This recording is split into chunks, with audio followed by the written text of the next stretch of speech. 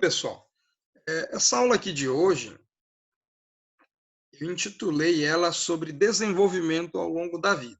Tá? Eu enviei para vocês lá no grupo do WhatsApp já alguns materiais que vão nortear essa aula aqui de hoje para quem quiser se aprofundar mais um pouco durante a disciplina ou até mesmo depois da disciplina, né?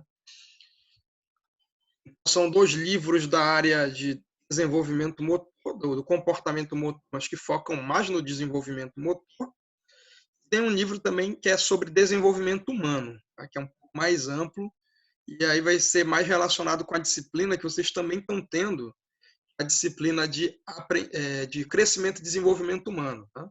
Mas aí a gente pode, nesse momento, e a gente vai estar fazendo uma inter-relação entre as duas disciplinas. Tá?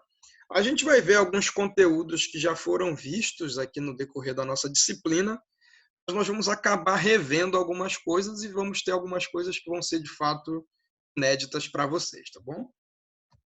Vamos lá. Vamos iniciar falando um pouco sobre desenvolvimento ao longo da nossa vida, pessoal. Aí aqui a gente está falando sobre desenvolvimento não apenas motor, tá? Mas desenvolvimento de um modo geral. A gente vai estar chamando não de desenvolvimento motor, mas de desenvolvimento humano. Como a gente já falou no decorrer aqui da disciplina, desenvolvimento ele vai ser um processo que ele vai ter início cerca de 40 semanas antes de nós nascermos, tá? No momento que ocorre a chamada concepção, no momento que a gente tem um encontro entre os gametas masculinos, no caso os espermatozoides, os gametas femininos, que são os óvulos, a gente já está iniciando esse processo de desenvolvimento ao longo da nossa vida. Esse processo vai ocorrer, aí vamos ter o nosso nascimento, vai permear, vai ocorrer durante toda a nossa vida, né? Como nós vimos anteriormente, o desenvolvimento só acaba quando nós morremos. Tá? Aí vamos ter aqui algumas etapas, brevemente, algumas características do que ocorre em cada uma dessas etapas. Por exemplo, vamos ter a infância. Temos uma criança que está se tornando mais resistente, se tornando mais forte, tendo maior coordenação.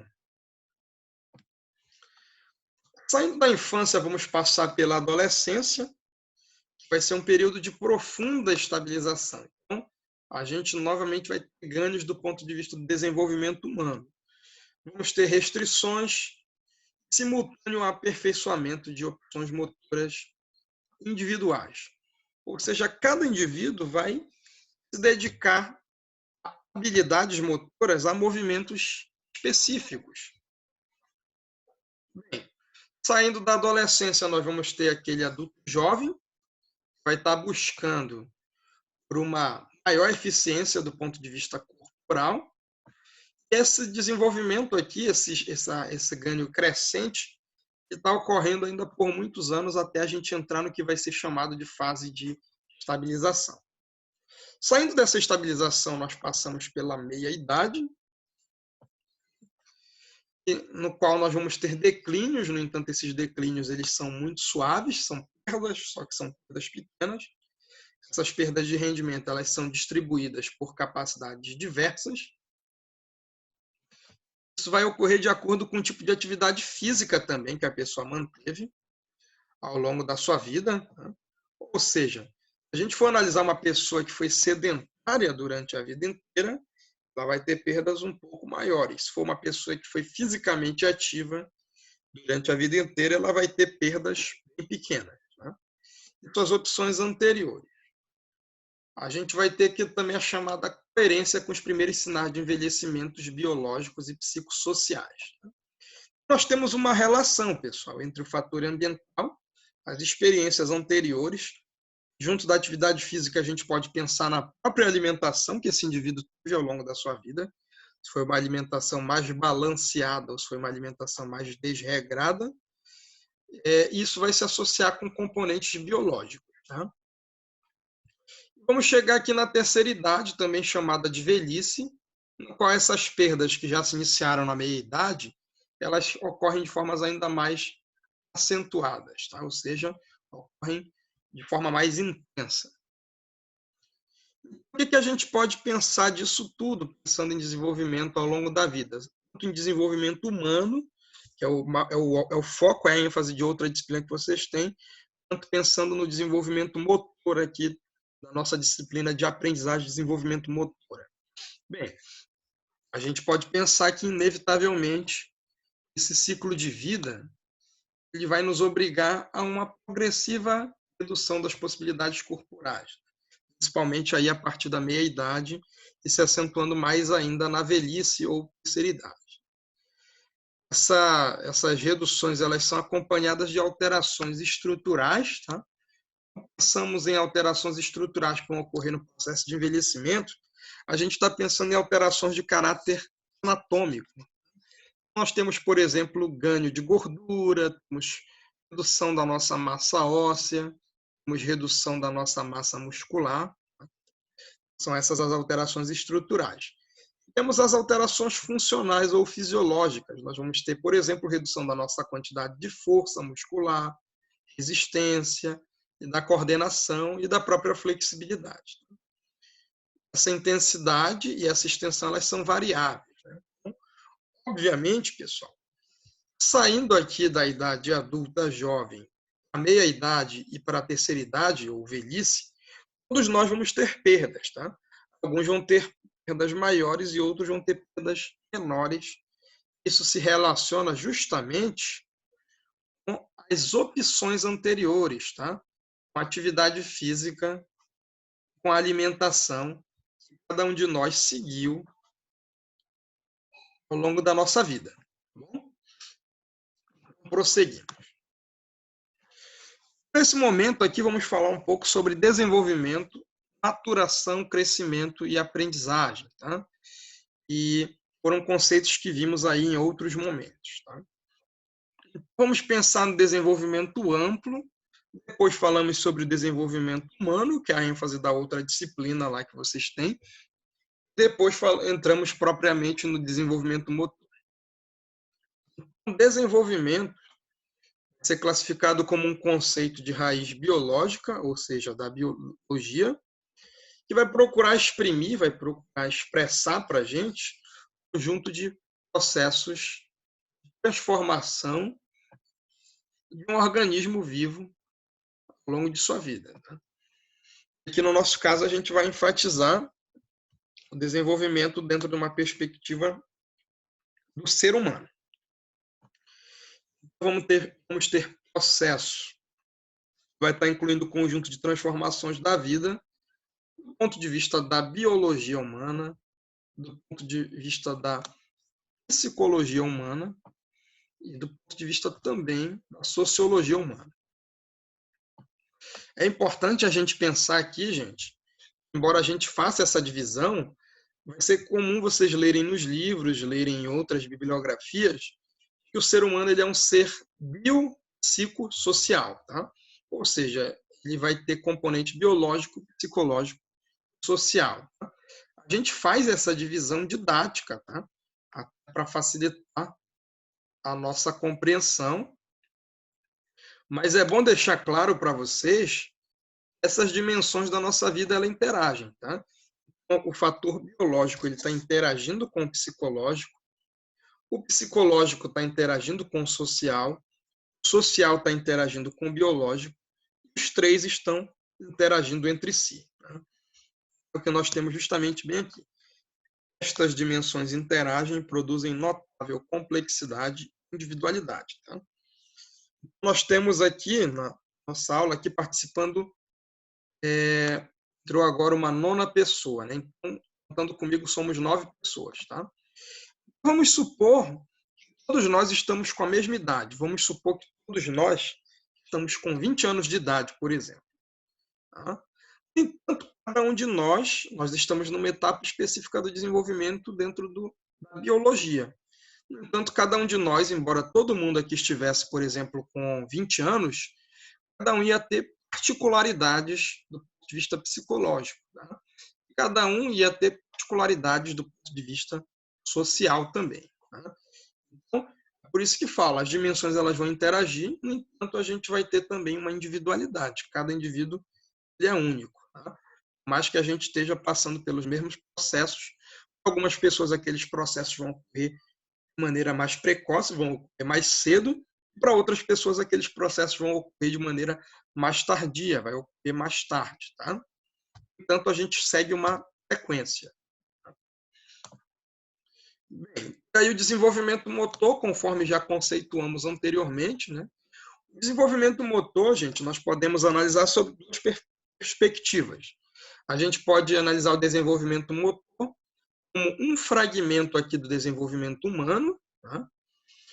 Aí vocês podem até estar vendo um pouco mais disso lá na disciplina de desenvolvimento humano, crescimento e desenvolvimento humano. E a gente pode pensar no desenvolvimento motor também, como já vimos aqui anteriormente, como um subgrupo do comportamento motor, né?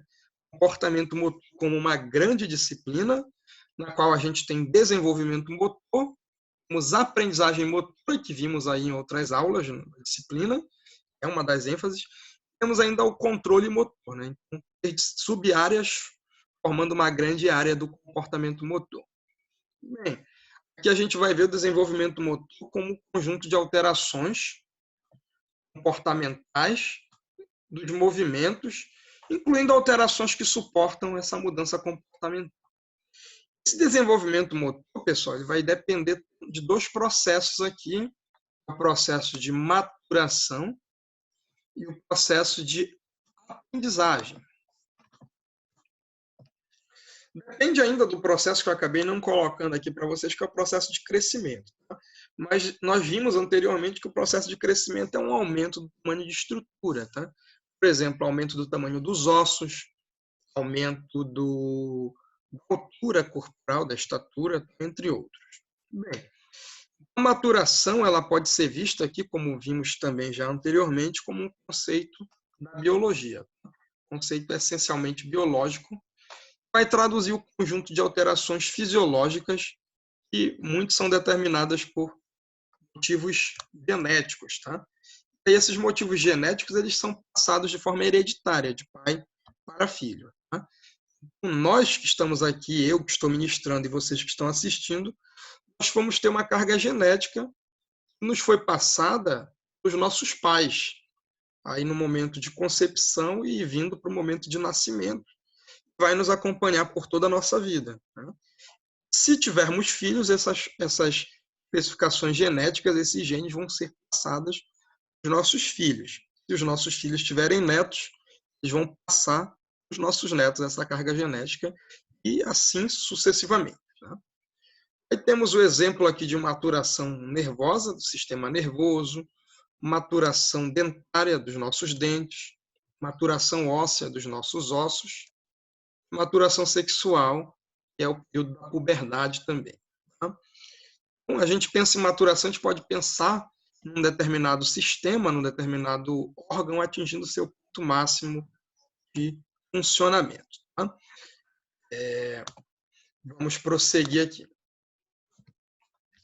A aprendizagem, pessoal, vai ser o conjunto de adaptações da resposta que são decorrentes da prática, ou seja, são decorrentes das experiências que nós vamos ter durante a nossa vida e persistentes no nosso tempo de desenvolvimento.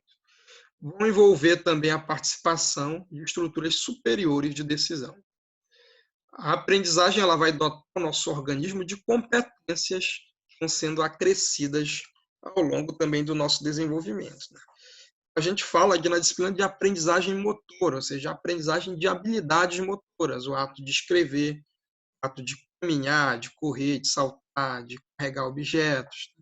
Todos esses componentes são habilidades motoras que a gente vai aprender decorrente da nossa prática, decorrente de nossa experiência individual. Algumas pessoas vão ter um maior conjunto de habilidades motoras, outras pessoas vão ter um menor conjunto. Algumas pessoas vão executar as habilidades motoras com maior eficiência, outras pessoas vão executar essas habilidades com menor eficiência. Nesse esquema aqui, pessoal, que eu fiz para vocês, a gente pode ver aqui o desenvolvimento motor sendo influenciado pela maturação, vai ser um componente biológico, pela aprendizagem, que vai ser um componente ambiental. Tá? A gente pode sempre estar pensando nisso. Nós não somos seres só biológicos, mas nós também não somos seres 100% ambientais, tá?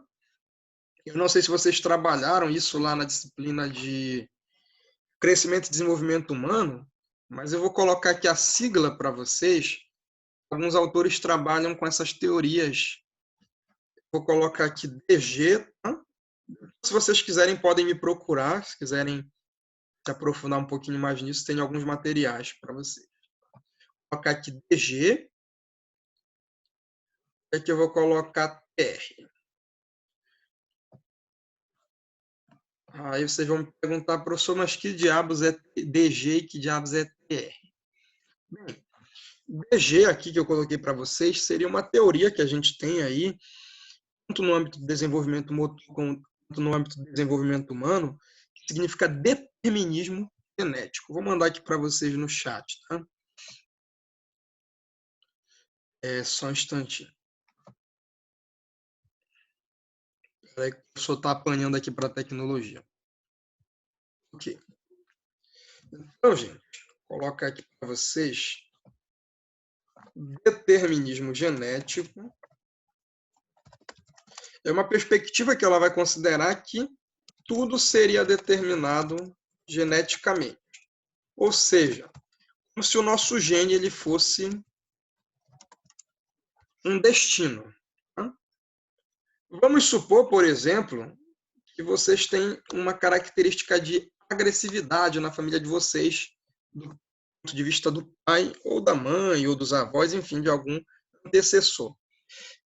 Você vai herdar genes dessa pessoa, né? Então, aqui do ponto de vista do determinismo genético, é como se você, por ter aquele gene, você também fosse ser uma pessoa agressiva. Você entrega para o gene um papel de destino. Tá? Então, vamos supor que você é descendente, filho de um atleta. Necessariamente você vai ser um atleta. Então, nesse sentido, você tem um determinado gene, vou colocar aqui para vocês, um determinado gene, um comportamento ou uma característica ocorrendo de modo obrigatório. Tá? É como se você não tivesse escolha, é como se todos nós aqui que estamos assistindo essa aula fôssemos escravos dos nossos genes, tá? E a gente não pode fazer nada para mudar isso. Né? Então, isso aqui, pessoal, é determinismo genético que eu coloquei para vocês como sendo DG aqui. Tá? Bem, e aí, o que é o TR? O TR, pessoal, eu coloquei para vocês como sigla aqui de, a gente vai chamar de tábula rasa. Vou colocar aqui no chat também. Então, a tábula rasa, pessoal, são duas aqui concepções, tá? Vou colocar até uma setinha indo aqui para a esquerda do determinismo genético.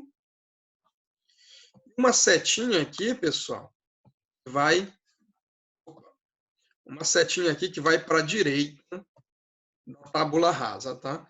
Porque são concepções, são duas concepções que a literatura vai estar considerando como errôneas, como incorretas, tá? Mas elas são duas concepções ao mesmo tempo opostas, tá?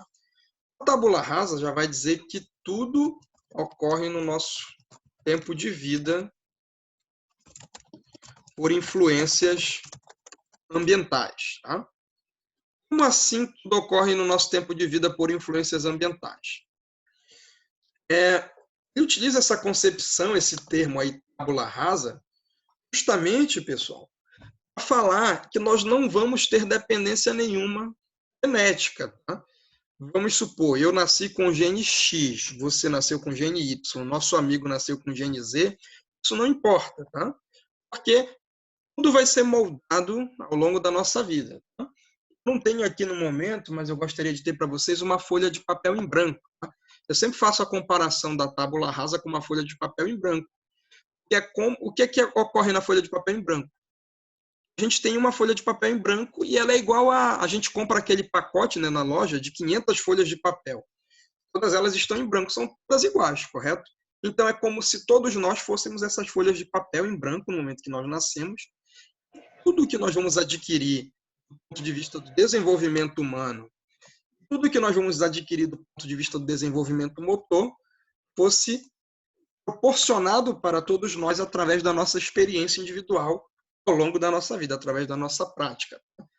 E aí a gente vai ver que não, que nós já temos um componente genético que foi herdado dos nossos pais no momento que nós fomos gerados e no momento que nós nascemos, tá bom? No entanto, a gente não pode afirmar que esse componente genético ele vai determinar tudo que ocorre na nossa vida. Tá? Da mesma forma, nós não podemos dizer que o ambiente vai ser responsável por tudo, tá? E aí é importante a gente negar o determinismo genético, que eu coloquei para vocês como DG, e é importante a gente negar a tábula rasa, que eu coloquei para vocês como TR, mas pensar aqui, né, com esse sinal de mais, de uma forma integrada. Tá?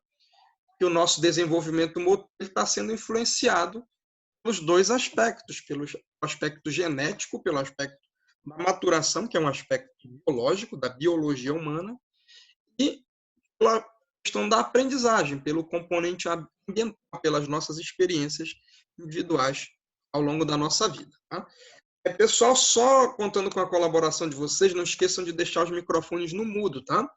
Nesse momento nós estamos gravando, e aí, assim que nós finalizarmos essa primeira parte, a gente abre para perguntas e respostas. Tá? Aqui eu tenho outro esquema que vai ainda um pouco mais além. Tá? Quem esteve presente aí na nossa aula, acho que foi semana retrasada, eu falava para vocês que o comportamento, e no caso aqui o nosso desenvolvimento motor, a nossa própria aprendizagem motora, né, eles também são influenciados aqui, podem ser explicados pelos nossos 4 porquês, né? Por nossas 4 causas. Essas 4 causas, elas são divididas em causas proximais. Aqui nós temos 2 causas de caráter proximal. Podemos pensar aqui proximal como algo próximo do nosso tempo de vida, tá? Que vem aí desde a nossa concepção até a nossa morte. E podemos pensar como causas distais, para quem não estava na aula anterior, ou para quem estava, mas não se lembra, vamos pensar em algo mais distante do nosso tempo de vida, aí, milhares, milhões de anos distante. Aí nós vamos ter mecanismos fisiológicos, como causa proximal, ou seja, como aquilo ali vai ser explicado fisiologicamente.